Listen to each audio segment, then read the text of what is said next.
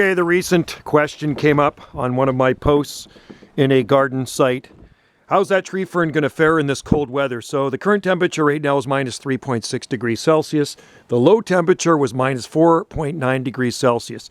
So not everybody out there watches my YouTube videos. I do have a few YouTube channels. The main one is Banana JSSI. So if you want to learn more about gardening exotic plants in this northern climate, well, then you can watch my channel, Banana JSSI, and you can see many videos of that tree fern. That's a Dicksonia antarctica, Tasmanian tree fern I planted in April 1994. So it's coming up 29 years this spring. It's seen all of this weather before, trust me. So once the temperatures get down to around 20 degrees Fahrenheit or just below, you can pretty much count on those fronds getting nuked. They'll turn brown, crispy brown, and then they just die off.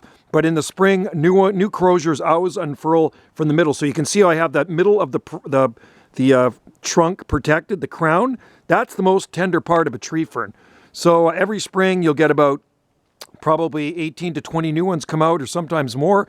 This year it sent out a bunch of new ones at the end of summer as well. So that is pretty much an evergreen plant here year-round until you get a really good cold blast. So I would say if you had several days of minus 5 degrees Celsius, and the daytime temperatures were below freezing too, below 0 degrees Celsius, well, there's a good chance those fronds could go brown.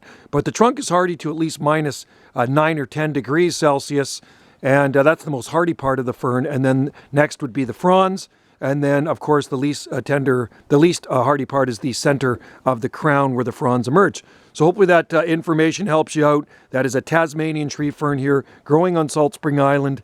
And it really doesn't feel that cold out here, but if you want to compare it to Hawaii or Southern California, yeah, it's cold.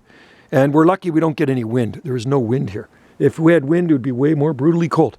Thanks for watching. Cheers.